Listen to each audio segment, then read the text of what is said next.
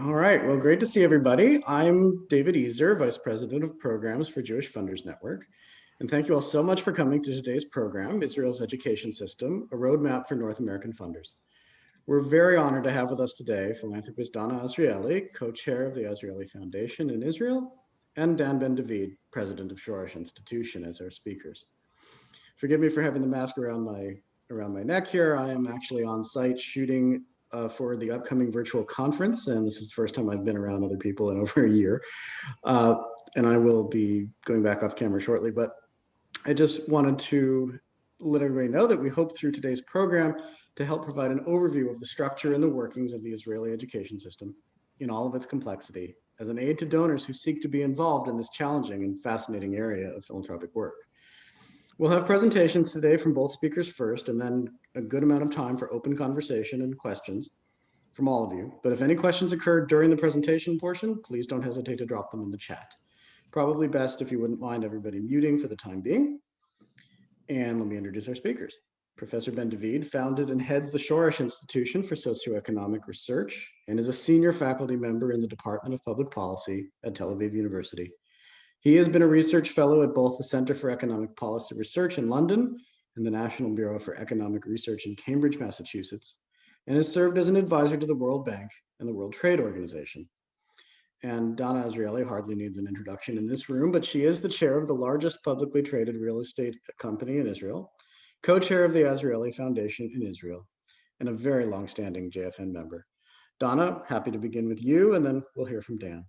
My colleague Tamar Friedman, Director of Peer Programs of JFN, will be moderating the Q&A, as I will likely need to be called away to the studio shoot about halfway through. And without further ado, then I'm happy to turn it over to Danna. Hi, everyone. Thank you so much for having me here this evening where I am, morning, I think, where you are. So when talking about the Israeli education system, I thought as a North American that there might be a lot of things that you may think from over there that may be different from the way we see things over here in Israel. Sort of what it looks like over here is simply different. And there are so many things about the education system in Israel that I still find completely unfathomable and even incomprehensible after 20 years of living in Israel. I have two teenage daughters currently in the system, one in grade 9 and one in grade 10. And I have more than my first share of experiences in the system. And so I thought the best way to handle today was to sort of lay out the 5 things I think that I would want to know if I was you, if I was over there in North America, that I think I would not totally understand if I did not live in Israel for the last 20 years. And then I share the 3 things that we do in the Azrieli Foundation in some of the Israeli school arena, and that we're looking forward to expanding in these areas. So the first thing I want to tell you guys is this. You may have all heard the famous President Rivlin speech about the 4 tribes of Israel. So what was the president of Israel really saying? He was saying we're not really acting as one people, but as 4 distinct peoples, right? He was saying we're acting like a Haredi people, a national religious people, a secular people, and an Arab people.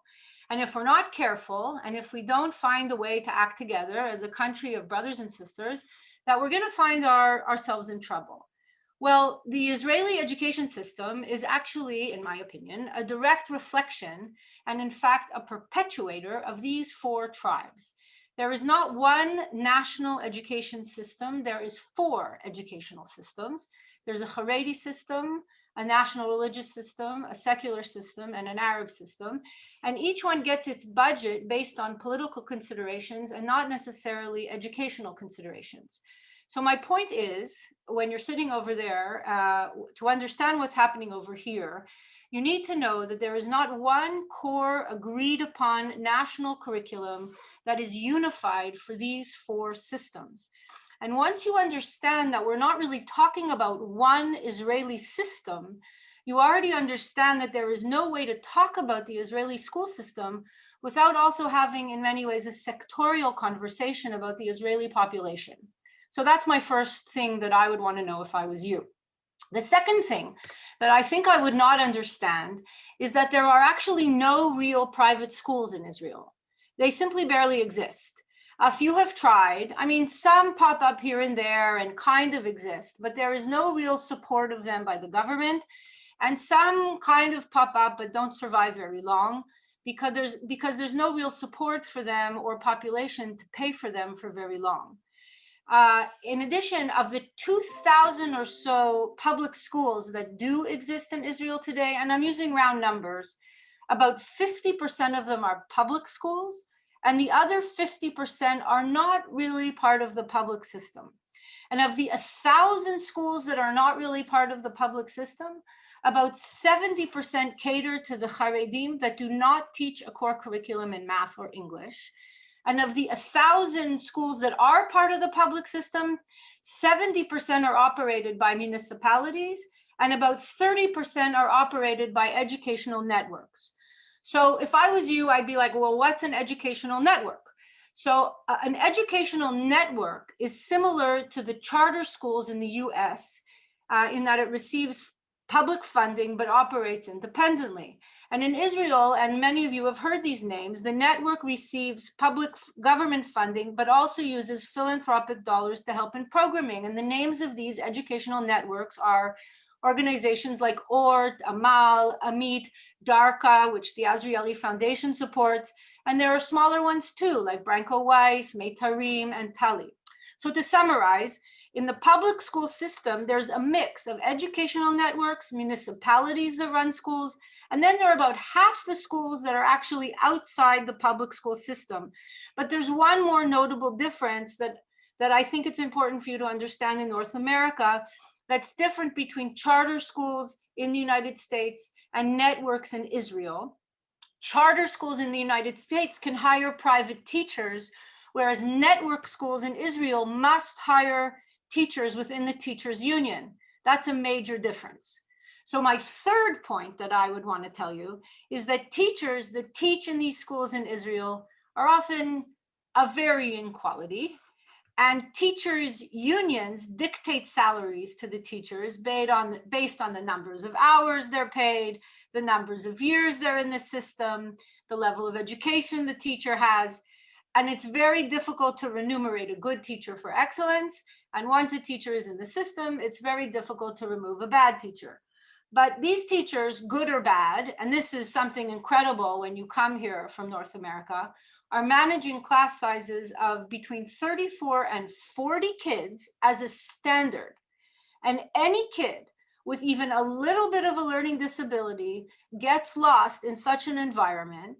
And the unruly Israeli chutzpah, which is often a quality when you consider our startup nation, turns into a bit of a negative factor because it creates an enormous discipline problem.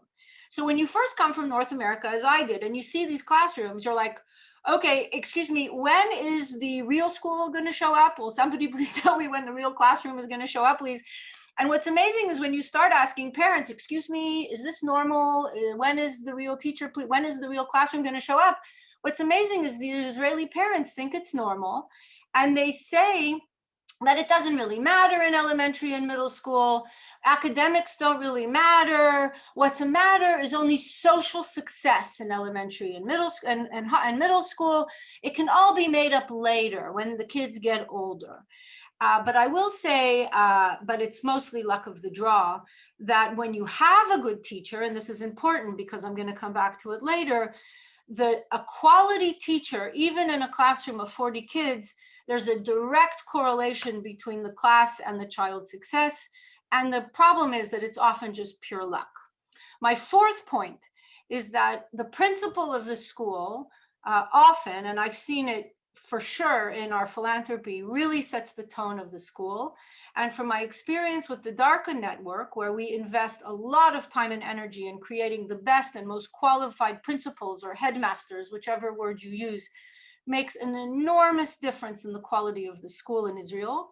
And this managerial, one of the problems is that the principal or the headmasters are given, the tools that they're given isn't really a budget or cash to manage their school, but that what they're given is an allocation of hours for their teachers, which they disperse. but they're often lacking basic tools or skills or even a seminar on how to manage their school. And one of the things that the DARCA school does is that the DARCA network does is they teach the principals how to manage. So principals are often teachers that didn't succeed, that don't really know how to manage. And it's a big issue. My last point is that the hours of the school day, and I'm referring actually to the hours outside of the school day, is that in Israel, which I found incredible when I moved here, I went to school from 8 to 4 most of my life, but the kids in school in Israel are in school from 8 to 1 or 2 p.m. on a good day. That's half a day where I come from.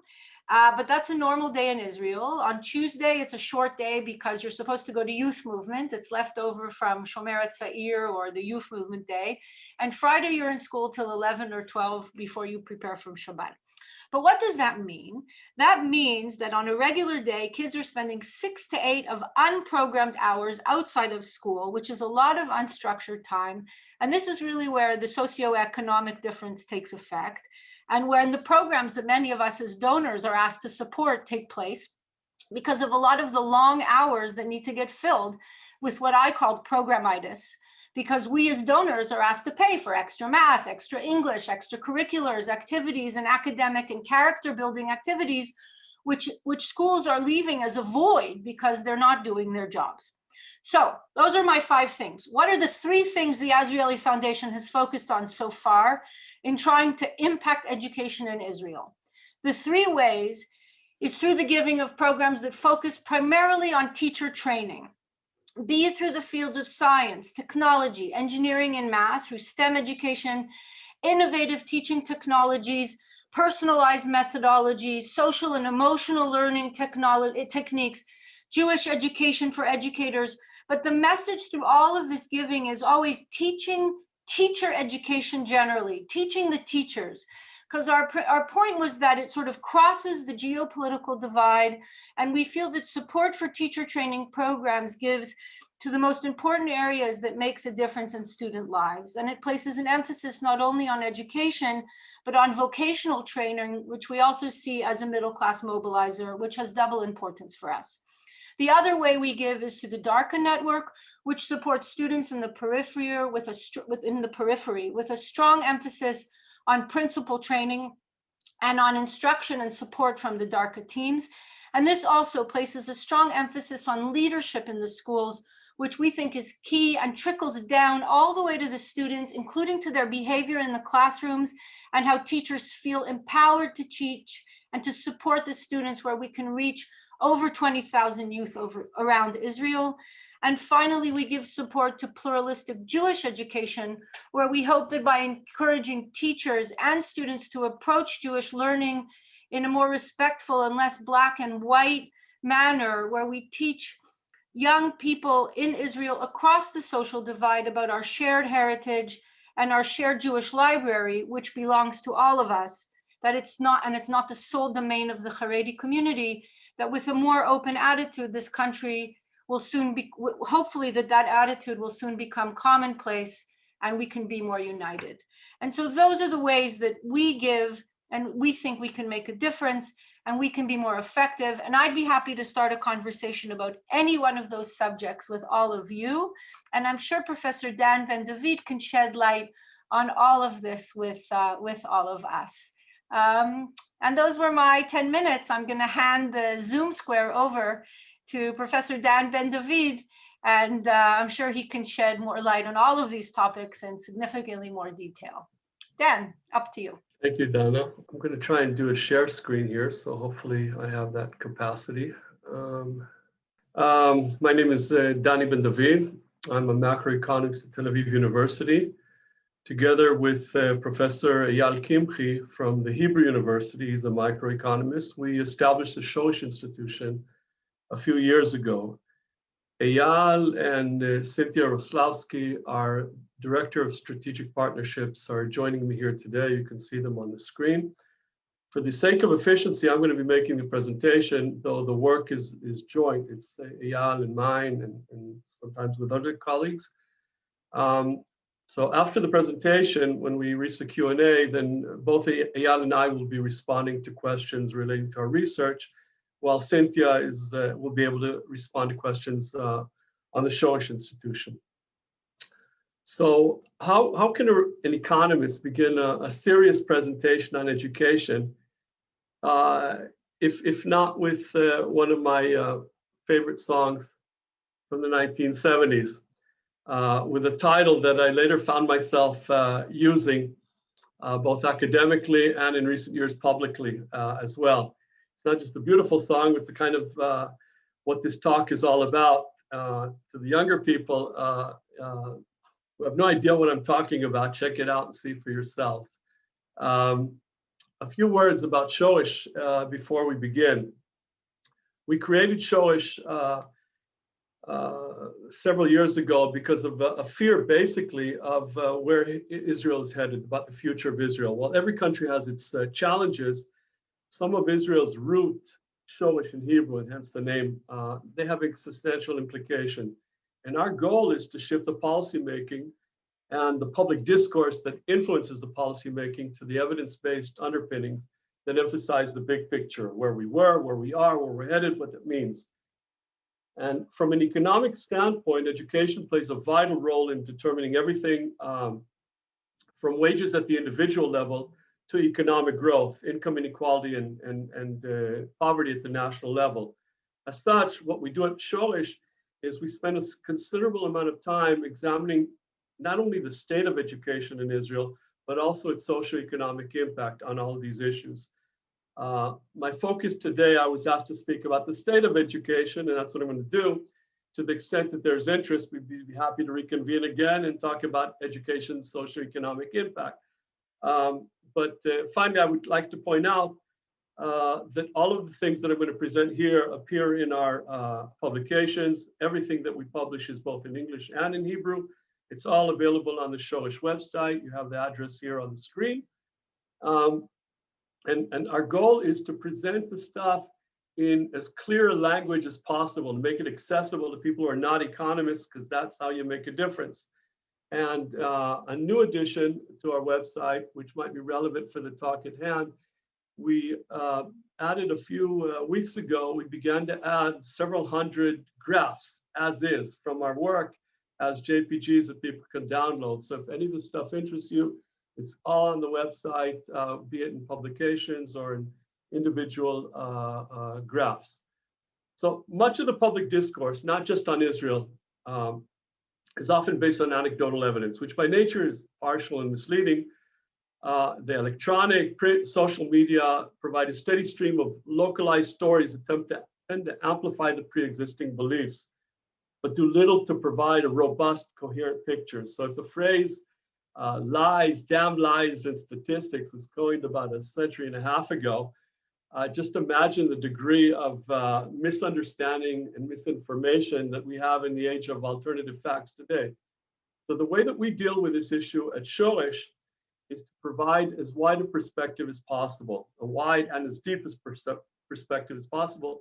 Specifically, we rely only on official data, and we compare Israel not just to one country or any country that we choose, but to the entire developed world.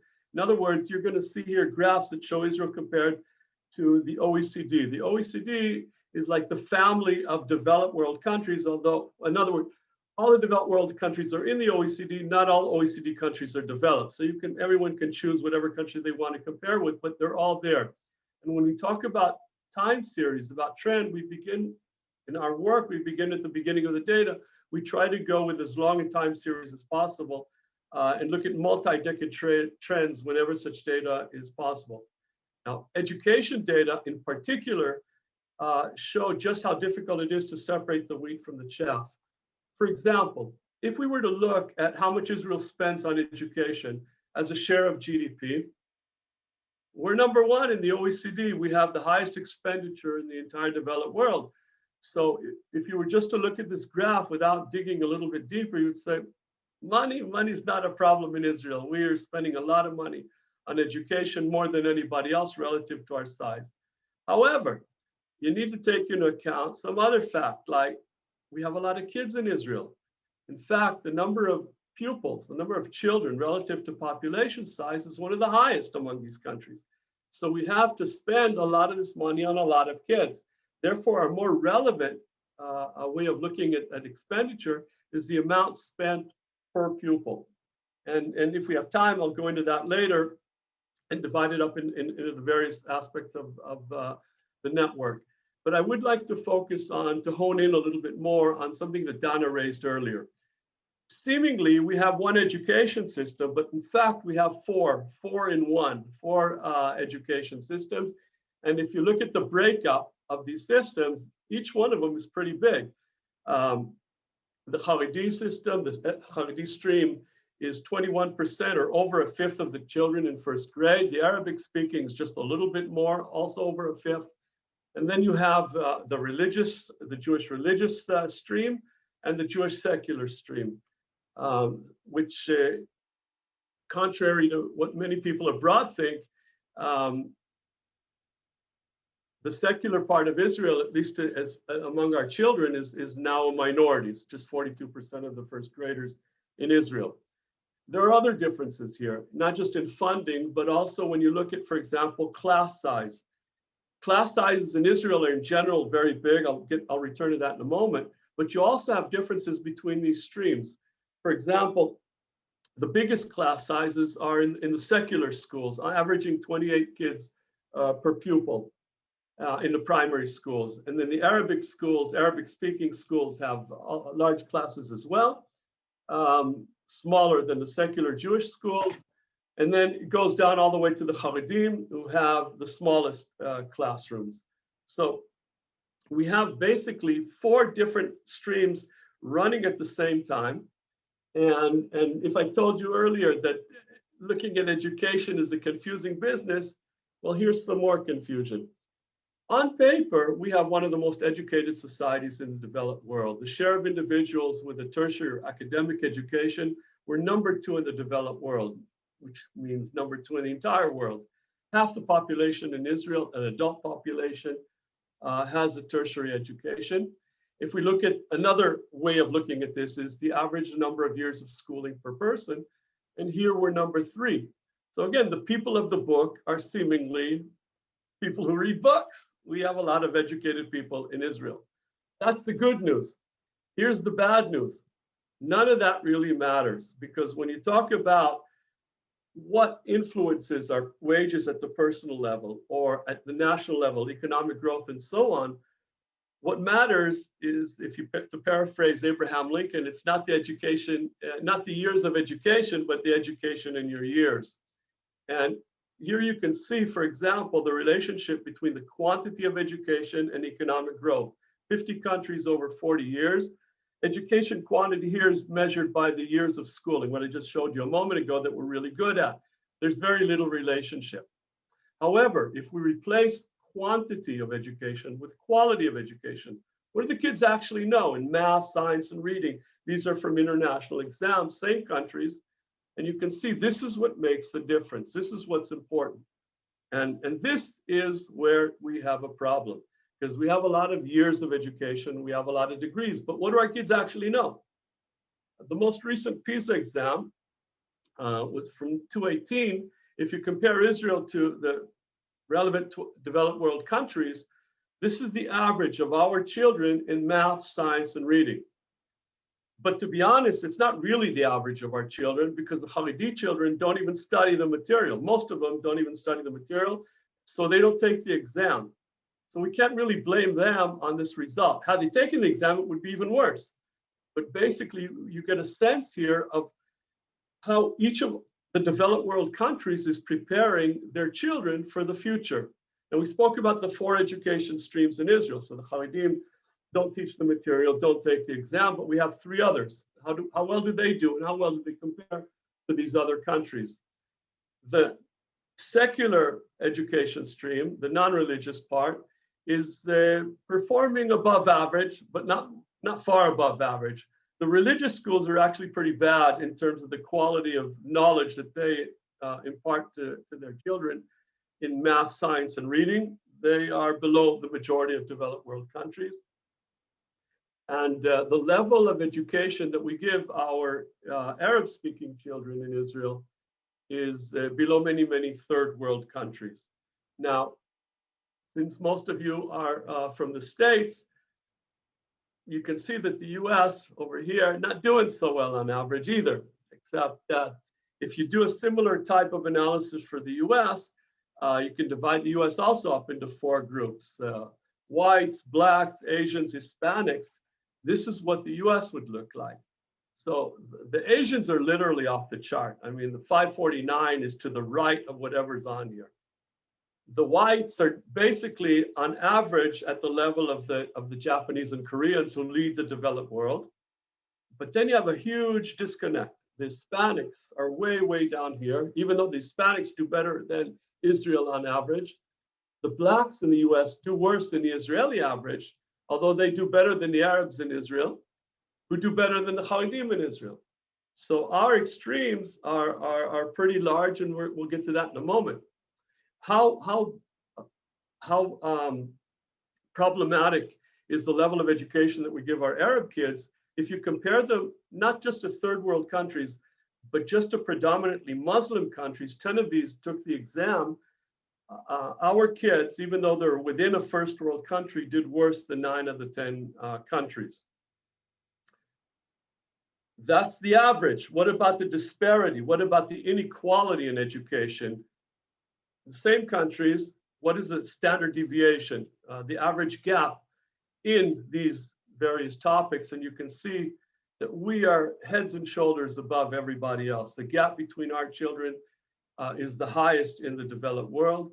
And so it should not come as a surprise when these kids grow up that we have huge income gaps, because this is the jumping off board into the marketplace afterwards.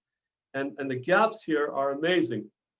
Who are the candidates to be the poor in the next generation? They're primarily the kids who are getting the worst education, who are not even basically passing at the core subjects. So the share of kids in all of these countries that are failing, that are at level 1 or below, that's what the OECD refers to as a failing grade. The share of kids failing is 1/3 of all those who took the exam. And I remind you, in all of these instances, the Haredim don't take the exam. So everything here is amplified had they taken the exam, because most of them, they don't even study the material.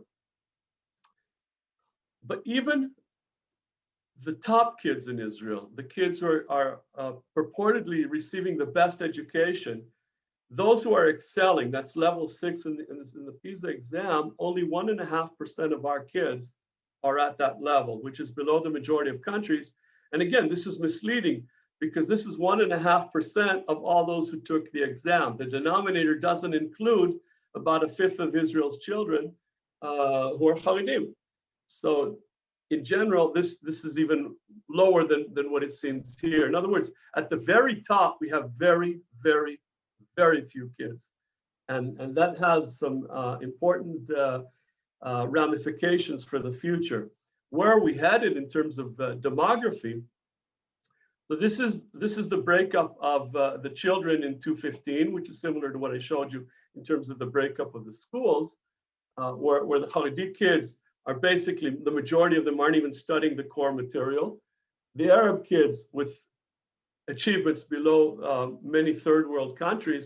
And then we have the social periphery and the geographic periphery in Israel, which belongs to this red part. So roughly speaking, about half the kids in Israel today are receiving a third world education, and they belong to the fastest growing parts of the population. How fast? Well, according to the Central Bureau of Statistics, 2 generations down the road, the grandchildren of these children here, this is what Israel is expected to look like. With roughly half the kids in Israel Haredim, another 15% are Arab Israelis, and just over 1/3 non-Haredi Jews and others. So this is where we're headed. That's why we need to get our act together now before we reach that point, because there is a democratic point of no return, where things that are very difficult to pass in the Knesset today will simply become impossible to pass in the future. Now, where's all this coming from? the primary determinant of how well kids do in school are their parents. Primarily the mother's education is a very important determinant, not just in Israel, everywhere. But to give you a sense of how the relationship between the child's achievement and the mother's level of education, what I'm going to show you here is, first of all, I'm going to look at the 10 countries that did the best on the international exams and show you how the kids did on the basis of their mother's education. So what you see on this graph is that a child whose mother has no education, his achievement is 6% below a mother. The benchmark kid is a kid whose mother finished high school and no more. At the other end is a child whose mother has an academic degree. His achievement is 6% higher than a kid whose mom finished only high school. So that's what it looks like in countries that have good education systems. This is what it looks like in Israel. And again, it doesn't include the Haredim, but even without the Haredim, our education system is having a much greater problem in dealing with the background, with the baggage from home that the kids come with. So we have even more of a burden here to deal with in our system. So what's wrong with the system? There are a host of reasons given, excuses given often, and I'd like to touch upon several of them. One of them is that we have very, very large classes in Israel. You had a glimpse of the classroom sizes, the average class size by the different streams. This is now on average in Israel compared to the OECD in primary schools and in lower secondary schools. And you can see our classes are considerably more congested. And the research actually is conflicted on this issue. In some studies show that large classrooms reduce the ability to study. Other studies show that it doesn't. I personally think it does, but it doesn't matter. A more relevant question is, why are our classes so congested? Because instead of looking at the number of kids per class, it's possible to look at the number of kids per teacher, full-time equivalent teacher. And you can see that we don't lack teachers. We pay for enough teachers. It's almost identical, the number of kids per teacher in the primary school. And in fact, we have less kids per teacher in the secondary schools, even considerably less in the upper secondary. So why are our classes so crowded? There's a problem here on how this system even functions. Another reason that's given is maybe they're not studying enough. Danna touched upon this. In the US, in North America, kids go to school until 3 or 4 in the afternoon. In Israel, instead of having long days, we have many days. We have 6 days a week. So in terms of the number of school days in a year, we actually have a lot of days. But that's cheating because we have just short days and we just have many days. So instead, let's look at hours. What is the total number of hours that the kids study in a year? And what is their achievement? How do all these countries that we have data for on hours and on achievements compare to Israel? So Israel's the benchmark here. If we look at the number of instruction hours, you can see that most countries teach considerably less than Israel. Not all, some countries here at the bottom, they actually teach more. But the majority of countries teach less, much less than Israel. So how well do their kids do in the math, science, and reading in these international exams? And in nearly all of these cases, they do better, much better. And one of the takeaways here, in general, even unrelated to Israel, is that there's no relationship between the number of hours of instruction and how well the kids do. The countries with the least number of hours of instructions don't do the worst, and the countries with the most hours of instruction don't do the best. Totally unrelated, because what matters is, what are you teaching and who's teaching? Who's doing the teaching? By the way, if we do it instead of average for math, science, and reading, if we look at each of these separately, on average in the OECD, they teach 1/5 less hours, 21% less hours than us, but the grades are 3% higher. In math, 28% less hours, grades are 4% higher than ours.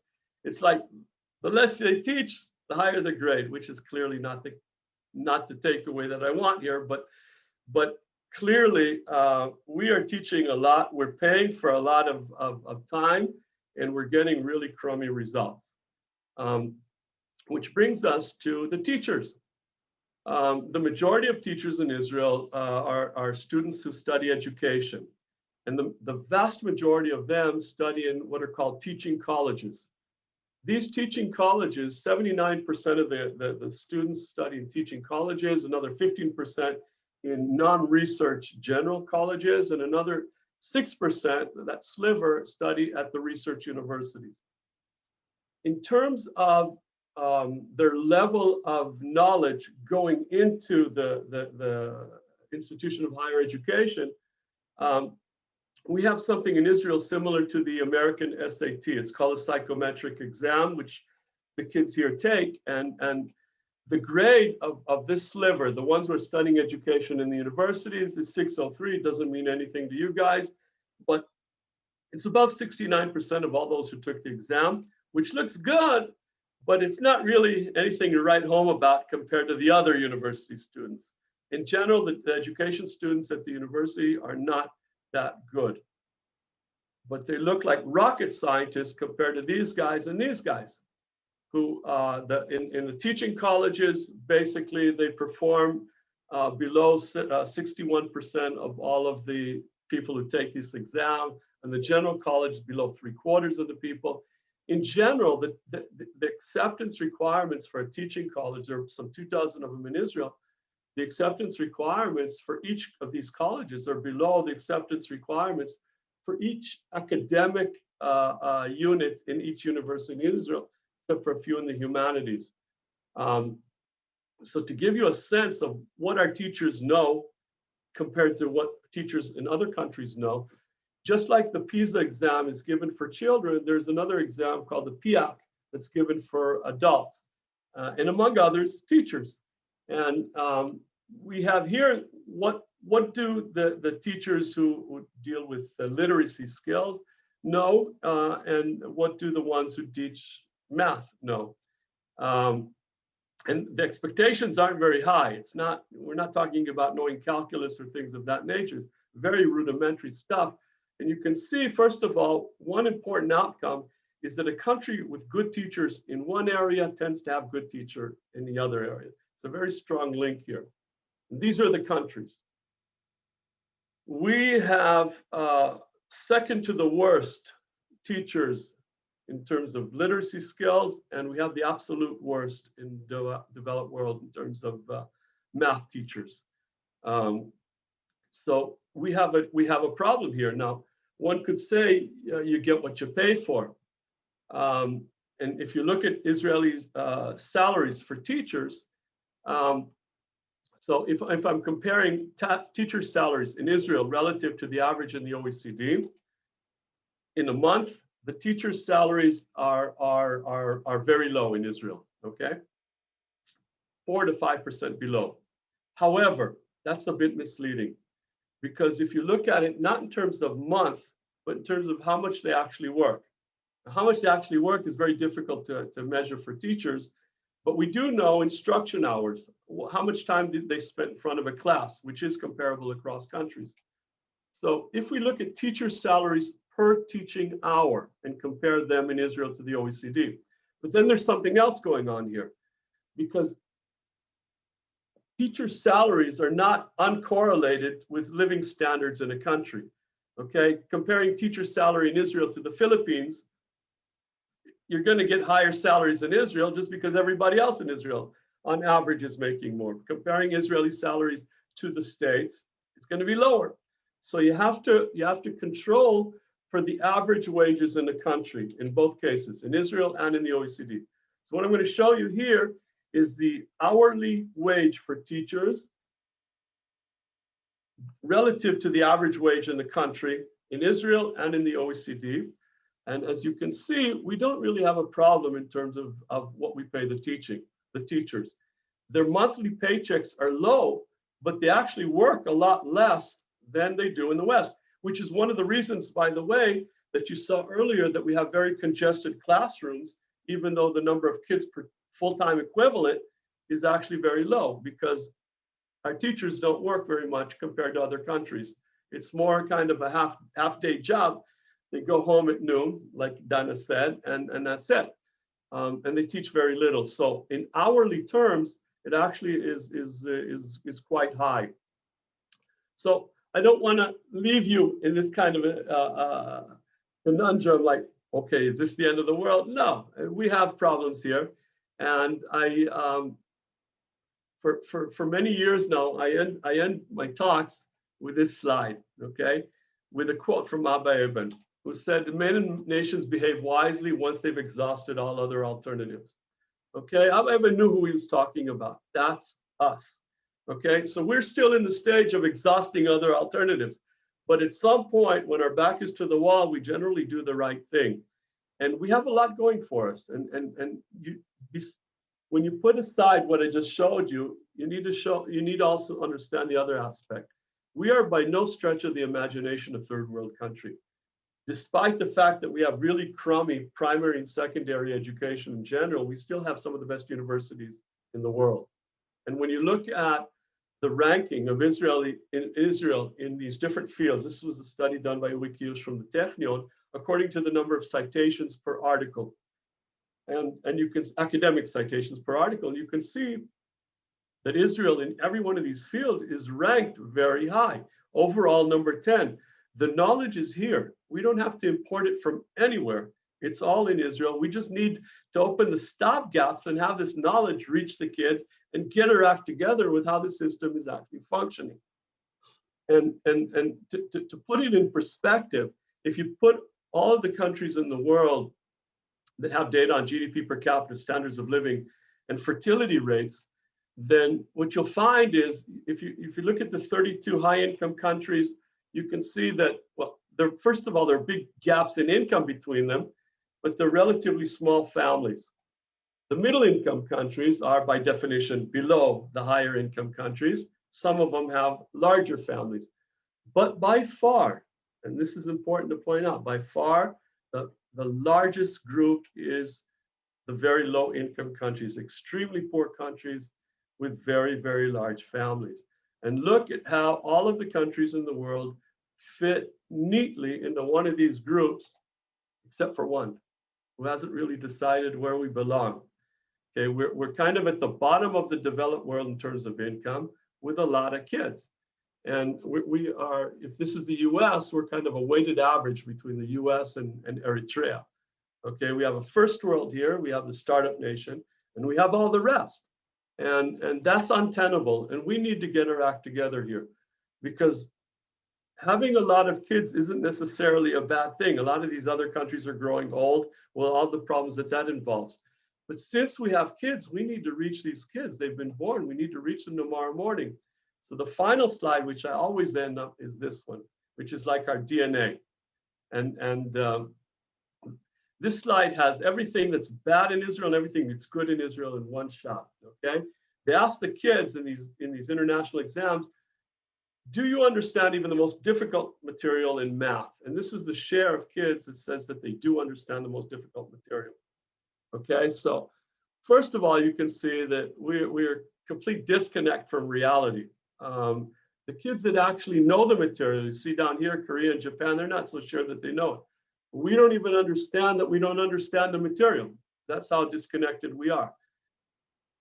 So part of that is the ingrained culture here. It's called in Hebrew, Yeh Beseder. Don't worry, everything will be fine. Everything is cool. That's our Achilles heel, okay? But then there's a bright side to this thing. And that is that as a nation and as a people, we're really not afraid of anything. We have this overconfidence has some good quality. We're not afraid to try things. We're not afraid to try new things. We're not afraid to try and fail. We don't necessarily learn from the failures. That's a different story. But just imagine if these kids with the highest self-confidence in the entire developed world actually knew the material, where we could be. The sky's the limit, okay? So that's on us. And basically, these are the kinds of things that we try to focus on in Shoresh. We try to bring these to the leading policymakers. We try to bring it to the discourse that affects the policymakers and try to move the needle in a way that maybe we start moving from the more common left versus right, religious versus secular, and we're in the same ship. And if we want to prevent it from being the Titanic, we need to start arguing about the placement of deck chairs and start focusing on this iceberg ahead. And that's on all of us together. So these are the things that I wanted to share with you. And of course, Eyal and I and Danna are available to answer any questions and comments that you might have. And I just want to say one thing, because Dan's statistic about 28 kids in a class versus the amount of hours, well, I've never seen my child in a class with less than 36 kids. So I don't know where that number's coming from, but it's my children are in grade 9 and 10, and from grade 1 to 10, I've never seen them in a class with less than 36 kids. So I don't know where your statistics are coming from, Dan. I can tell you from a personal perspective, my kids were never in a class with less than 37 or 38. So, but these are the official statistics for Israel, and I'm going with the official data. Well, something's wrong with this picture. I want to do the share screen again with you and show you something, because one of the studies that we did in the past, Eyal headed it. Eyal here is we saw the following. We saw that the share of kids, 12th graders in Israel, studying math at the highest level, 5 units, was just in a free fall. It fell by about a third within a few years. And we did a pilot study on something that we've since continued at Shoresh, and be happy to talk about that, but that's not the point here. It was more about, I want to just show you a little bit about impact.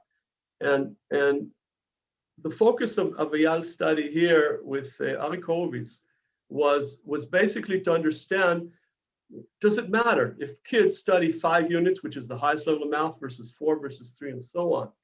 And we met with the education minister at the time, Naftali Bennett, and we showed him, just took the computer, we just sat there and showed him just Naftali and his aide.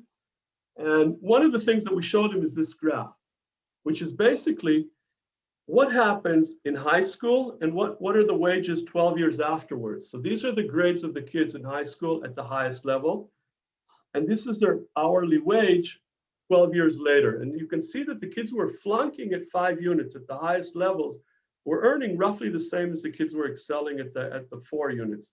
And the kids who were flunking or barely passing at 4 units were earning like the kids who were excelling at 3 units. And we showed this to Bennett, and we showed him a whole bunch more stuff along the lines of what you saw here a moment ago, but he stopped us here and he told his aide, start taking pictures. Okay, and then he did a small video explaining this graph to teachers and to principals in Israel. And he went on this nationwide campaign. This was a few years ago in Israel. He took Perez, who was the president at the time, on this journey, and basically tried to convince, this is Eyal on TV. We were interviewed, Eyal was interviewed, basically trying to change the discourse, because everybody was telling the kids to dumb down. The parents were saying, look, you have a problem at 5 units, getting bad grades, go to 4, get high grades.